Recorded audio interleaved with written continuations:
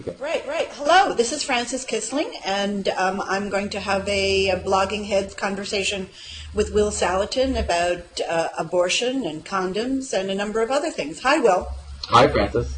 So let's see, where will we start with this? We were both at a conference at Princeton University a couple of weeks ago, and we both wrote about it. You on you on Slate and me on Salon. Oh, they're both the same, yeah. I know, and people still say I'm writing on Salon or Slate. They say, "Oh, I saw that piece Frances wrote on Slate," and I say I've never written there anyway. But we're going to talk a little bit about some of the things that emerged at that conference in the larger context of abortion rights. Deal. Okay, so I guess I start with a question for you. Shall I do that? Well, we can do that if you want. And see where we go, or do you have something you want to say? Okay, Frances, let me start about the conference with a couple of things you wrote, because you wrote before I wrote anything, and what you wrote was quite notable. All right, so here you are. You are an organizer of the conference. You're one of the co-organizers. Not just that, but you did all the heavy lifting in terms of getting speakers and stuff. You really made this your baby to get the pro-lifers and the pro-choicers in the room. And then, at the end of the conference, when it's your turn to speak, you say, and then you write later in Religion Dispatches and in Salon, basically, we're not really going to be working much together. We don't have enough in common. Mm-hmm. Pro-life people, pro-choice people, and these are the people who agreed to come, okay, right. Not just the people who refused. But you talked about how the attitudes, the outlooks, the whole frame of thinking from the two camps, so different, right. There just wasn't enough common ground to work together. Right. I mean, that's pretty striking. So was it a failure? Was it a bad idea? I mean, how do you come out on it? Well, first of all, I got very deeply involved in the conference, and I thought it was a very important thing to do. Not because I think there is common ground between the approximately 20%, between the activists on either side of this issue. I think there is not much common ground, but because I think that it is absolutely critical that people who are pro-choice and people who are pro-life talk to each other. I think we don't understand each other, and we don't know what we actually believe. So from my perspective, just getting a better understanding of where people who are pro-life are, and some of the diversity in terms of what they think is really important. But I think when you look at this from a political perspective, what's going to happen when you try to change policy in some way that accommodates both those who think abortion is always wrong and those who think that abortion is absolutely always right, that's where the rubber hits the road. And so in that sense, I think that there is very little chance for that kind of common ground. But I do think that that a lot is gained when people who disagree with each other talk to each other, and you do fine. You just understand each other better, and people become more human. And I think that's valuable. Why? What's going to happen as a result of this? Well, okay. Let me say where I really think common ground can be found, because I forgot that as you asked the question. I think that what's going to happen on the abortion issue is that if there is going to be any long-lasting peace in the political arena, what's going to happen is that either those who are pro-life and strongly opposed to abortion in almost all circumstances are going to have to make common ground with people who are in the middle, people who are sometimes pro-choice and sometimes pro-life. And the same thing is true from the pro-choice side, which is my side. I think that if there's going to be, since neither side represents the majority of the country, I think that the reality is that if there's going to be a political change that is in any way long-lasting, it's going to happen if pro-choice or pro-life people win over the people in the middle, and that would create or isolate whichever extremists didn't move further towards the center. But that doesn't necessarily mean further towards the other extreme. So from that perspective, I think that what happens at a conference where you really get to talk to people who disagree with you strongly is that you figure out a little bit about how you might move a little bit towards the center but not necessarily anywhere near far enough. I'm never going to move far enough to satisfy the Catholic bishops. And the Catholic bishops have more power on abortion than any pro-lifer who was at the Princeton conference. Okay, so to you, the pro-lifers who were in that room, who are not really going to work with you and who don't have any cattle behind their hats, right, are sort of proxies. They're a focus group so that you can talk to Middle America. In part, they are. Quite frankly, I mean, perhaps that sounds somewhat manipulative, and I think that was true for them. So I think that both sides are searching for ways to create some peace on the issue, and perhaps that's common ground.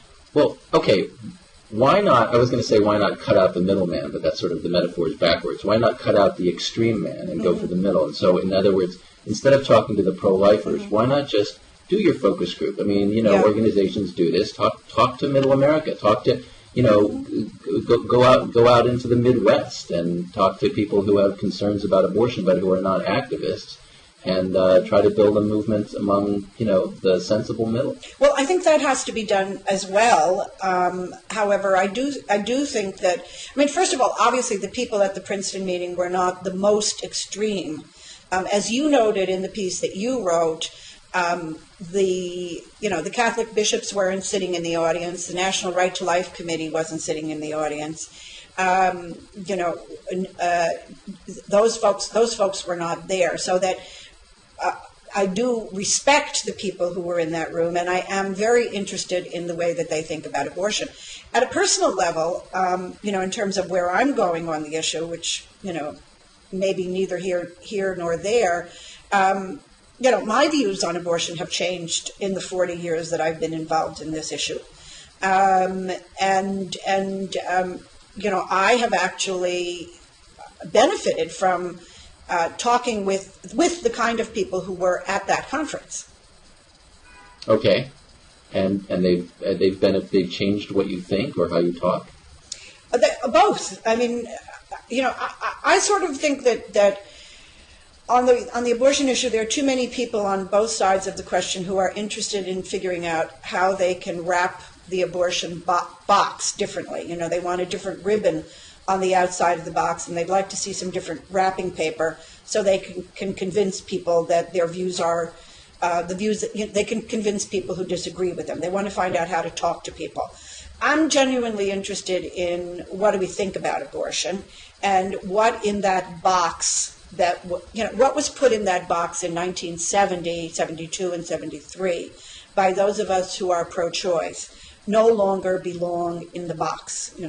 Is there a different, have things changed enough that we should think about abortion differently? We have 40 years of abortion in the United States. Did we learn anything from this? Was there anything we were wrong about, or is there anything that's different? And I would say that, since I imagine your next question will be, well, what did you learn or what has changed? Thank you. What I would say is what has changed for me is that I simply don't think that that absolutism, I don't think there is, what I used to believe or what I used to say to myself when in any situation relative to abortion where I might have some discomfort with a decision that someone made was that I can't imagine myself ever forcing any woman to continue to be pregnant if she doesn't want to be pregnant. That was my default answer to everything that's wrong with the issue or everything that that the other side believes. And I've come over time to recognize that there is value. For me, it's not so much value in individual early fetal life, but there is value in early fetuses, individual fetuses. But there is a value in our society in all fetal life. You've said it better than I. It's from whence we come, and it's who we are. And so that for me, I've got to include in my position on abortion both women and fetuses, or certainly women and fetal life. And that may mean that there comes a time in pregnancy when one says to somebody, I'm terribly sorry you waited too long, for example. Okay, and has that line moved for you, that point when you would say that? Well, I think that the trajectory on it would be, for me, that in the beginning, I didn't think about the line. I simply accepted the Roe formula of 24 weeks as a sort of an absolute. Now, what I've discovered, what has happened in the field of abortion that is different, is that there are some abortions now that are performed well beyond 24 weeks. And that was not true when abortion first became legal in 1973. In 1973, the 24-week cutoff was followed rather rigorously by the providers of abortion services. Now we do know that there are abortions that happen after that. And so for me, the first step in my own thinking was that I thought that 24-week line made a lot of sense, and that post 24 weeks, I would prefer a return to a certain rigidity around the 24-week line, with exceptions only beyond the 24th week for a woman whose life was directly in jeopardy, or for fetal abnormalities that were very serious. Okay. Now that's kind of the easy part. I mean, yes, of course. 24 weeks, everybody can pretty much agree it's getting real icky and it's real late. Okay. What about, I basically want to throw a grenade in your direction now. At this conference, right. David Garrow, who is a very well-known and respected legal historian and who was very pro-choice, got up and said he would be willing to discuss negotiating what he called weeks 12 through 22. Right. So the second trimester, and that's a fairly early definition of the second trimester, we could say, if I wanted to make it easier for you, I could say from weeks 14 on. Try 16. 16. Okay, let's start with 16. Right. What would you? I mean, I guess I'm sort of playing Middle East envoy here. Yeah. I go to you and I say, look, you're going to have to give up some land for your peace. Right. How much land are you going to give up? What about 16 weeks and on? What would you do? First of all, tell me what week number you're willing to talk about it, and what kind of restrictions you're willing to talk about. Well, I think you have to have I have a certain flexibility around that. I mean, I think 16 weeks sounds kind of comfortable to me, but if pushed, maybe 14 would be okay, maybe 18 would be better, but somewhere in that range, I think one could begin to talk about this. My general principle around this would be as follows. I think women need a certain amount of time to make up their minds to have an abortion. My goal in the end is that women have enough time to make a decent decision and to act on that decision. And at the same time, the countervail against that is, at the same time, I'd like to have society show a general respect for the evolving potential of fetal life, that for most people, as abortion advances, the fetus becomes accumulates more value for them. Whether that's a right position or a wrong position, I have no way of, I think it's hard to know. But it's a sensible position, and it's one that most people hold. And it would evince this kind of inclusion of the importance of fetal life in a dynamic that tries to balance both women and fetuses. So as long as women have an adequate amount of time to make a decision, I think that, and there are provisions for unusual circumstances that occur after that time, I would be satisfied. We know that the reality is that most women manage to make that decision in the first 12 weeks of pregnancy. And certainly by 16 to 18 weeks of pregnancy, we've reached a point where there are very few women left who still are seeking abortions. The other thing that we know is that most doctors don't want to do these procedures after 16 to 18 weeks. I didn't have a chance to look this up beforehand, but according to Guttmacher, there are only 1,800 doctors in the United States who are willing to perform any abortions. Most of them perform abortions only up to 12 weeks. A smaller number will go up to 20 weeks. And once you hit 20 weeks, you're talking about a dozen or so doctors maybe 24 doctors in the country who are reported to perform these procedures, and after 24 weeks, the number drops to 6 or 7. So there's a way in which this kind of sensibility has already taken place at the cultural level. And so it would not be such a big thing if it happened, a big change in culture, if it became the political rule of thumb. Right. Now, if I were to go back to the other side, again, playing Middle East envoy, and say, right. Francis is willing to give up, abortions, legal abortions or abortion restrictions after week X, because it turns out there's very few abortions after this point, and very few doctors will perform them. They would laugh and say, of course she's willing to do that. She's not giving up anything, or she's giving up as little as possible. Well, I think they may well say that, and to a certain extent, again, that's not my audience. That's not who I'm interested in. I have certainly seen a number of people in the Catholic community that I know who were moderately pro-choice, who went over the edge and became completely anti-abortion in the wake of the last 7 years of debate over, what was called partial birth abortion, very late-term abortions, and who reacted strongly to what they saw as on the pro-choice side as a kind of absolute callousness towards fetal life, and it pushed them over the edge. So those are the people among, in addition to the kind of people that, as I say, go back and forth on this issue, that I'm interested in, because there's either going to be a continuing battle between the extremes on the issue, and I don't use the word extreme necessarily in a negative way, but between the ends of the spectrum, or, as I say, there's going to be a compromise made that isolates one of the two ends of the pole, where they are inoperative in the political arena. And I think that, so if some of the strong anti-choice or pro-life voices can't accept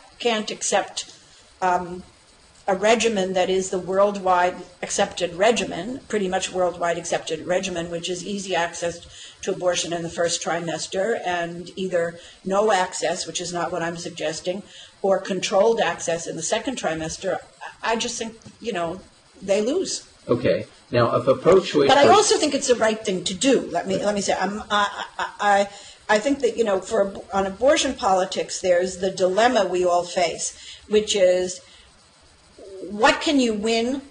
Okay, what can you win or what can you retain, which is a political judgment, even if you might want more. But then there's another aspect of the abortion issue, which I get a lot of pushback from my colleagues on, which is, what's the right thing to do on this issue? I mean, really, what makes sense on this issue? And are you saying that the right thing to do has a pro-life component in a way that your colleagues are not? Well, I won't. Rather than say whether what my colleagues are or aren't in that sense, I would say that I think that the right thing to do includes, first of all, the right thing to do is focused on humans, not on fetuses. However, as humans, we need to be considerate or aware of and respectful of fetal life. So for our own good as a species, it is not, in my mind, a good thing that we leave the fetus out of any consideration of what the right thing to do in abortion is. Okay. Now, does that make any sense? Yeah. No, let me try to sort of encapsulate some of what I think you're saying, and you tell me whether this is accurate. I hear from you a framework that basically says you're an incrementalist, as am I, and as are most Americans. Right. And we can work out a deal among American incrementalists, and everybody, the absolutists would be on the margins. Uh-huh. Within that, you are saying two things. One, the value of the fetus or the value of life, I don't know how you want to put it, increases over time. and the need of the woman to have time to make a decision decreases. I mean, the clock is running on her. Right, and she has an obligation. She has an obligation. Women have an obligation to make this decision as soon as they possibly can. Okay. And that these two lines in your mind at some point cross in terms of not just morality, but what the law should say about the availability of abortion, and that it is earlier than Roe v. Wade said, earlier than the end of the second trimester, possibly earlier than viability. You're talking possibly about 16 weeks, and conceivably someone could make the case to you to make it even earlier. Is that fair? Yeah. Well, that's quite a concession. I guess that's something that if I were to go back to the other, actually, if I went back to the pro-life movement and said that, they would say what they've said to me, which is that life begins at conception, right, and after that it's all equal. But that's not where America is. That's right. And if you went back to the pro-choice movement, to most in the pro-choice movement, they would find it equally unacceptable. And what would you say to them? I would say to them, I disagree. I mean, that's what it means to be a public actor in that sense. And there are times when there are public actors that are on one side of an equation or another who take a position that is not in keeping with either. Okay, now I hear something from you that I think is very important. And again, tell me if this is accurate. In general, I hear you talking about choice as sort of morally bounded and informed. And so it's not the version of choice that whatever the woman wants, however long she needs to make the decision, no matter what the context, yada, yada, it's moral agency, but, you know, there's a reason. You have responsibilities. You have a life growing within you. You have a time frame that you need to respect. There may be, and I don't know what else you want to add to that equation, but that there is, that you have a sort of a moral framework for thinking about choice. Is that fair? Yeah. I don't think I have to say more than yes, because I think yes, I think that is fair, and I think that is. I mean, I think I'd like to move perhaps, you know, a little bit to this question of you know, having a moral framework or becoming a moralist, which okay, you know, I think I would like to avoid. You know, how do you convey moral frameworks and in society without becoming, you know, kind of a mean, nasty, you should sort of person. What's wrong? All right, I understand mean and nasty. Is there something wrong with you should? I think that you should is I would say two things. I think that I think there is something wrong with you should. I think there is something right with what, and this may be very subtle, with what ought we to do in given situations that leaves open individual variation, and that is a social inquiry rather than a mandate or directive towards specific individuals. Because there are always variations, or often variations, that individuals need to take into consideration. So at a high level, at a meta level, I think the discourse in society should be about what ought we to do when faced with certain situations. And at the practical level, I think you shoulds actually don't accomplish very much. People are not very receptive to being told what they should do in a specific situation. Okay. And now, what about, well, first of all, I'm sort of confused by the difference between ought and should, but more generally. Well, I think you is probably the more relevant word than should or ought. So it's what should you do, which is more troubling. In other words, telling a specific other what their decision should be. Okay, it's not the should you have trouble with, it's the you. It's the you. It's okay. Well, I think that somebody wrote to me after I wrote my piece in which I said I thought we had to stop making excuses for women who don't use contraception. in the piece that I wrote, and I said, I think you're going to disagree with me on that. And she said, no, I don't disagree with you. What I am concerned with is how we say that. Okay. And I think that may be where a lot of people, where someone like me would lose a lot of people on the pro-choice side, is when it appears that I am too directive. Right. Although you lose a lot of people on the pro-life side, and I don't mean the movement, I mean America, when you sound like you're completely allergic to moral language. Yes, but I think I don't think you should be alert. I think you're absolutely right. I mean, I think on this question of stigma, which we might talk about, the concept that's very present on the pro-choice side is how stigmatized women who have abortions are. And one of the things that I'm thinking about is whether or not it is women themselves who are so stigmatized, women who have abortions who are actually very stigmatized, or rather that the discourse of the choice movement contributes to that stigmatization far more than women themselves. I mean, that women, that the way in which we talk about the way in which the choice movement automatically often shifts from personal responsibility to social responsibility undercuts the personal responsibility that women are actually exercising. Are exercising, should exercise? Are exercising. I think that I certainly on abortion, I mean, I think on contraception we could argue about the extent, there's a large swath of women and men who are having unprotected sex. On the subject of abortion, my experience is that women are, given a number of factors, the increasing, year after year since abortion has been legal, the time frame in which women seek and get abortion is lowered.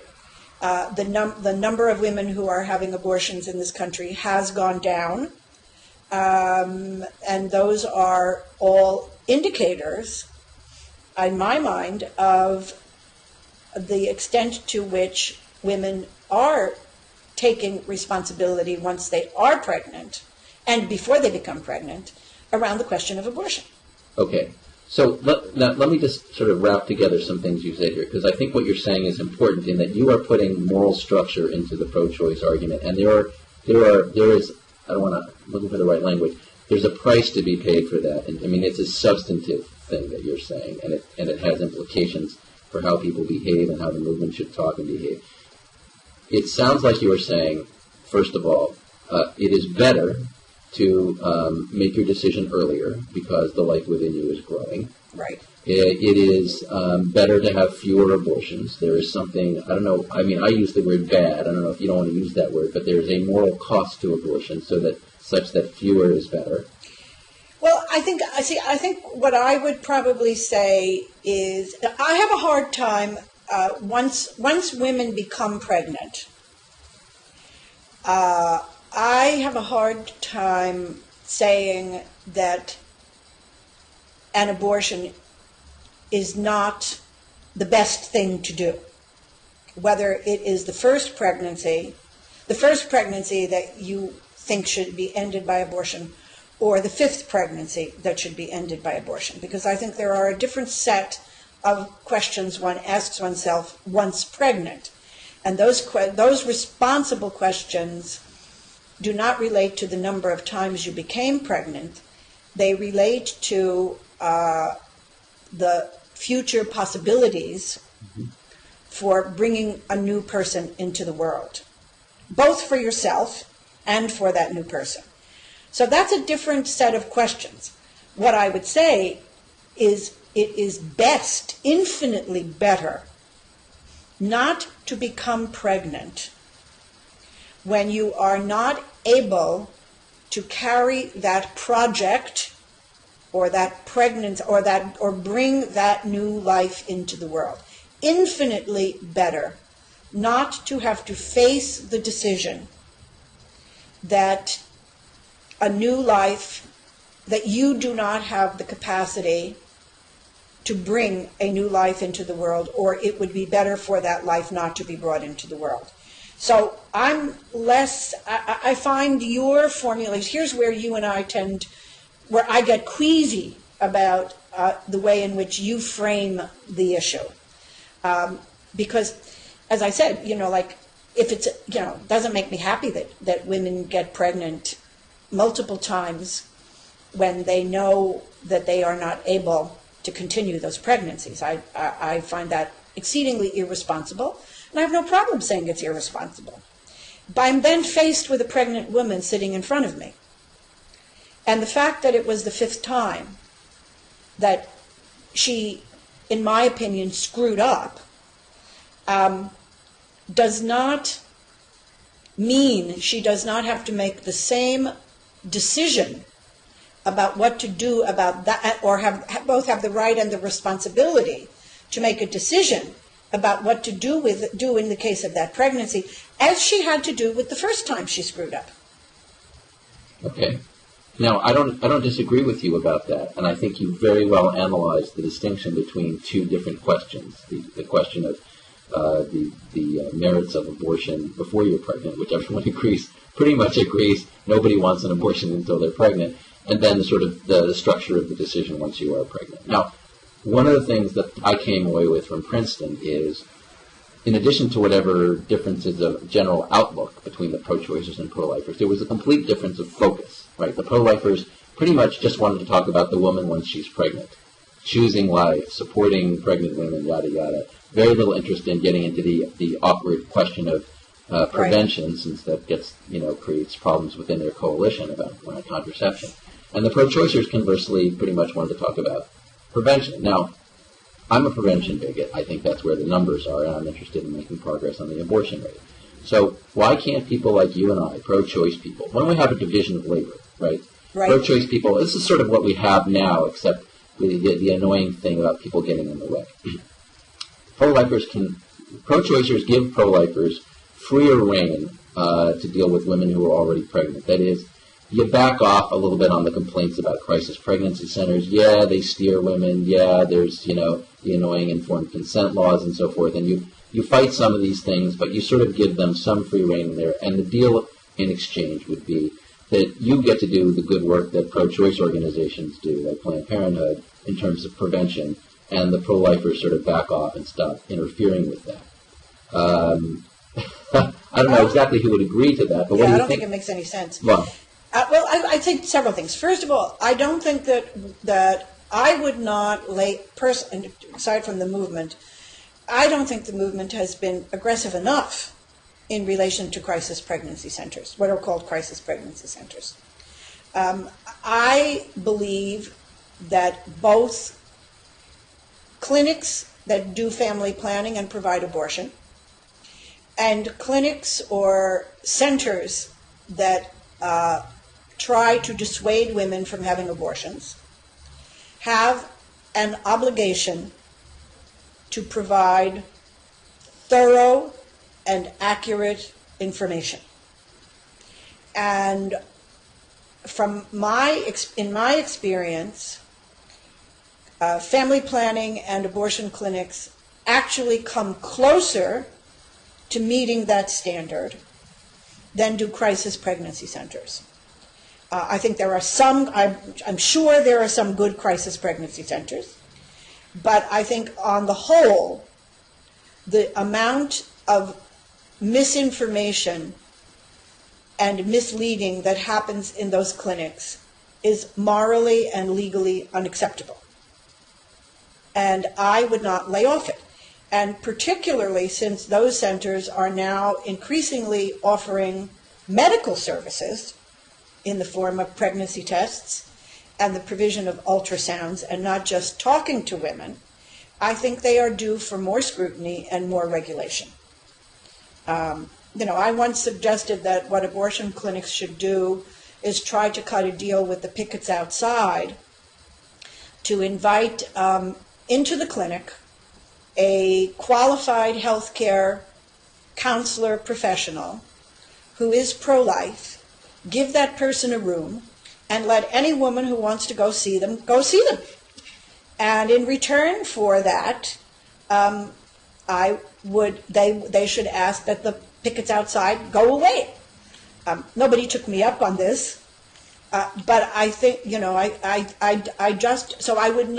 do not agree with you that we just leave alone, these so-called crisis pregnancy centers that are engaged in serious misinformation, giving women serious misinformation. Okay, well, so that's one thing. Do I think the other thing I think is that, as I said, I think that the major emphasis on the part of pro-choice people has to be reaching out to people in the middle. I think that, and we saw at the Princeton conference some movement among, and the pro-lifers who were there, who were speakers, and the pro-lifers in the audience were pretty, for the most part, 90% of them were clearly opposed to abortion in all circumstances. They made very few exceptions to this. Life, rape, and incest were the only exceptions. And they were not forthcoming. Certainly, the majority of them were Catholics, who were the pro-life speakers were Catholics. And they certainly made no move on contraception at all. And I think we have to push them on. That has to be pushed. I don't think you can go around thinking that abortion is the gravest evil in the world and continually refuse in the public policy arena to embrace the method or that would provide the greatest possibility of reducing it. Okay. Sold. I'm not buying that one, Will. Let me ask you if there's any. We're running late, so we should see if there are other topics that we want to cover before we have to go. I'm happy to talk about stigma if you want, or if you want to get on to something else. Well, I think we could talk about. I mean, we might say a few words about the relationship of some of this, in a hopeful way, to the statements that the Pope just made on the use of condoms to prevent the spread of AIDS. Well, my takeaway from what the Pope said is you're never too old to learn. That goes for the pontiff. It also goes for the Catholic Church. Yeah, sorry, what were you going to say? Well, I mean, I think that the relationship, the story here, I think just first to set forth the story, I mean, we now have a case where after adamantly and continuously opposing condoms as a way to prevent the spread of HIV and AIDS for the past 20, 25 years, we now have a Pope who seemingly casually said that in fact condoms, when used not for a contraceptive purpose, but to prevent the spread of AIDS, made some sense, where it was in fact the first step in moral responsibility, in sexuality. And that is really such an enormous change in the way in which the Catholic Church has talked about this before. It links to contraception, it seems to me, because the perceived barrier when one talked to experts in the church on the approval of condoms to prevent the spread of AIDS was the fear that somebody might, if they did that, somebody might also say, well, contraception, whether it's a condom or a pill, also is a preventive that will reduce the incidence of abortion. So I would say that this is a possible first step in moving the church on that issue as well. Well, I'd like to believe. I'm skeptical that the church is going to give up its openness to life doctrine anytime soon. But I agree. And I think that the early remarks in the Catholic community on this focused on the fact that the Pope talked about the use of condoms in exceptional cases and used the example of a male prostitute, who, of course, is engaged, assuming it's a male prostitute engaged in prostitution with males, would not open the question of the sex act being open to the possibility of a pregnancy. But that was then clarified by the Vatican, which said that it applies to men and women alike. Right. And I mean, there was, the Pope's language was about intent. Right. So you're trying to protect someone. And I guess my feeling about that was the word that you used. I think the Pope used the phrase "first step," or that's the translation. Right. It was the use of the condom to protect your partner is a first step toward moralizing or living in a more human way. Right. That the person who is having sex they shouldn't be having. Okay, is certainly the way he would put it. Was the implication of what he said, is at least sufficiently morally sensitive to desire not to harm the life of that person. And therefore there is, if you were cynical, you could look at it as, therefore, this immoral person shows a kernel of morality. And it would be the Church's hope that that kernel of morality in not wishing to harm a person through sex would ultimately become and for them the second step, for the Church, the second step would be that they would understand that they shouldn't have that sex at all. Mm-hmm.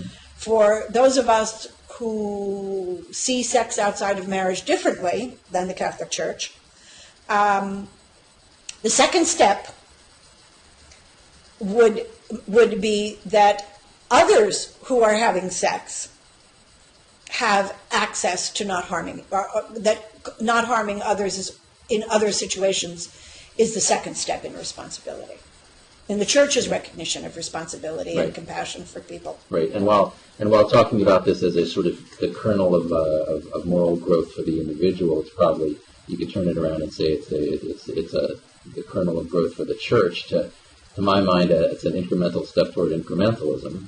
Right. To be talking about exactly. First steps in moralization and understanding that the process of thinking about other people is it is incremental, it's gradual, and it might get the Church in the habit, especially if the Pope originally did mean just men having sex with men, and then the Vatican spokesman clarifies that no, the Pope also means women. Who knows what the Pope was thinking at the time, but maybe the guy can get into the habit, and perhaps even the whole leadership can get in the habit of thinking that way. And it's a very big step from, I was once on, 100 years ago on Crossfire when Michael Kingsley was the host.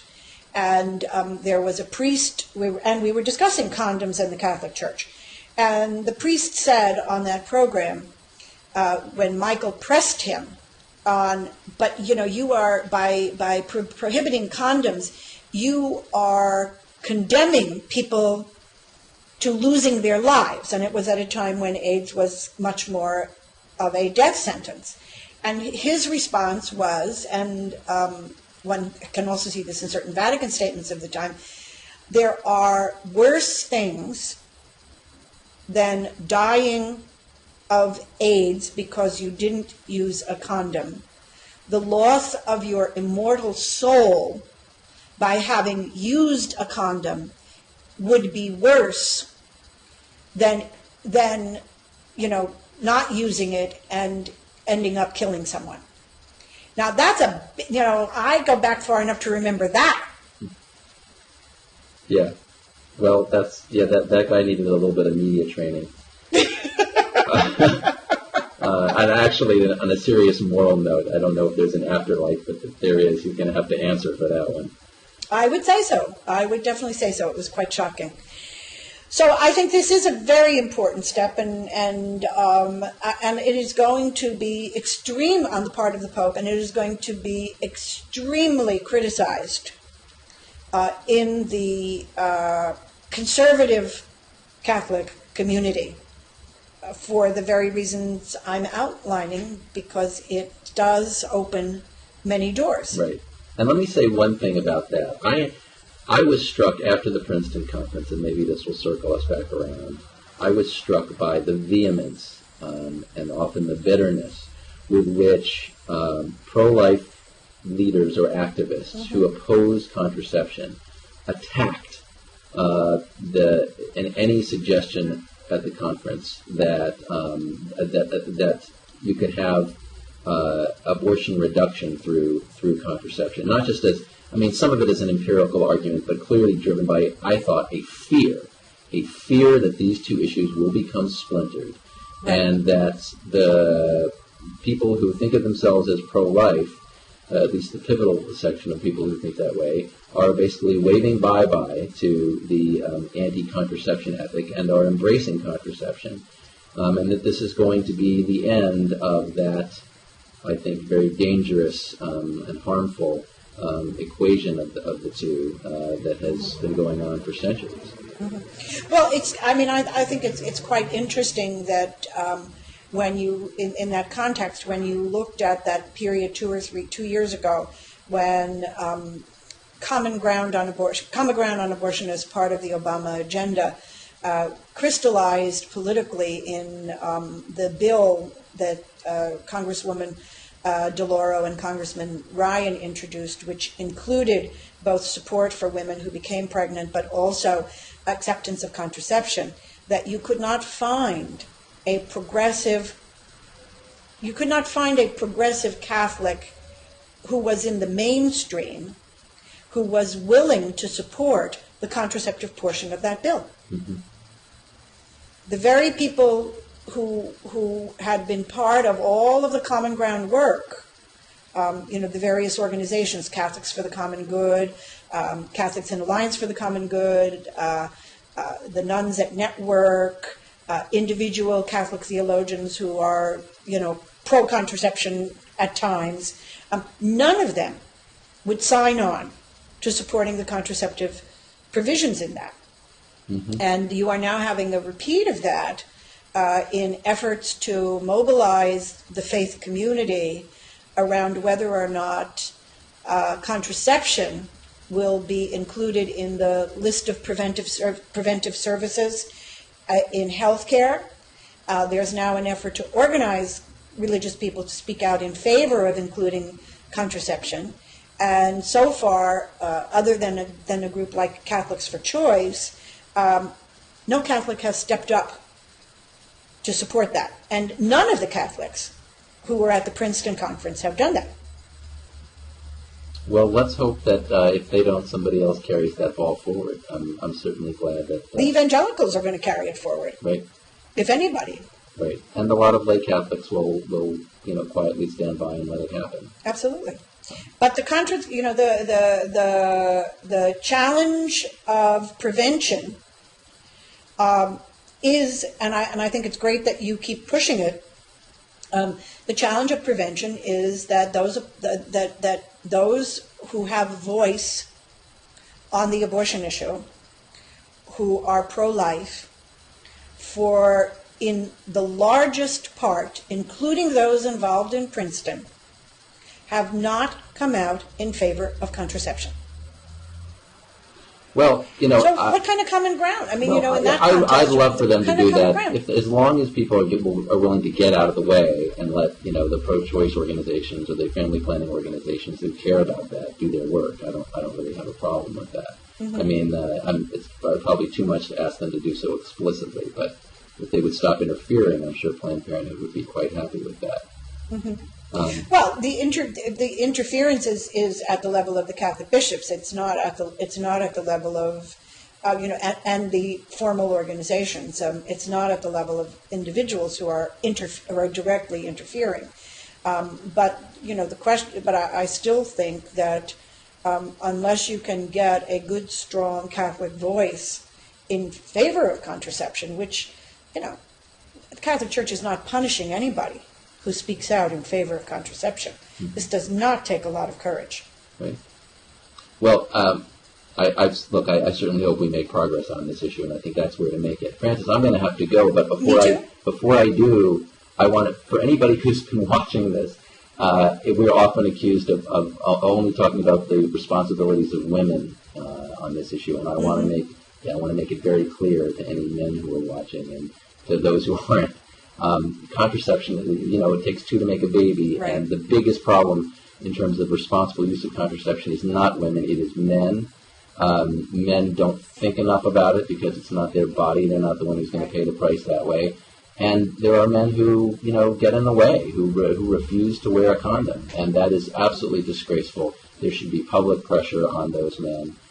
There should be, the President of the United States, a man, should be out there talking about male responsibility for pregnancy and for contraception and just for generally the consequences of sex. Right. Well, and I'd like to add to this that there's far too much, there's the focus on contraception as a preventive, as a measure that would help reduce the incidence of abortion is important. Unfortunately, there is so little conversation in our society about the responsibility to bring children into the world that can be loved and cared for. And that the most important factor of a pro-contraception agenda is not that it will reduce the incidence of abortion, but that it is part of a more conscious decision about when it is moral to continue a pregnancy or to get pregnant, let me put it that way. When is it moral to get pregnant and have children? Mm-hmm. And that is a time, that's a sort of a elephant on the table that nobody seems to want to talk about. That there is immorality in getting pregnant and bringing children into the world who cannot be cared for. Very well. Or will not be cared for. Very, very well said. A much bigger problem than women having abortions. Very, very well said. Last time I was on Blogging Heads, I was on talking about some of these issues with Steve Waldman, and we had a joke that it was two men, no uteruses. And right. we got some people took that we were being ironic. People sort of razzed us about that. But it is a pleasure to be talking about this with Frances Kissling, who the only person that I know who has both ovaries and testicles. And I really respect you a lot for your willingness to say what other people will not say when you feel it is right. Well, that's very kind of you, and I respect you too, as you know. So, okay, let's call it quits for now, and let's see what kind of reaction we get to this. I think I'm going to hear a few comments for sure. You will, but you can take it. Thanks, Frances. Okay, all right. Now we're going to try to do the thing that they want us to do. Let's hope it works. Okay. Okay, bye-bye. Bye.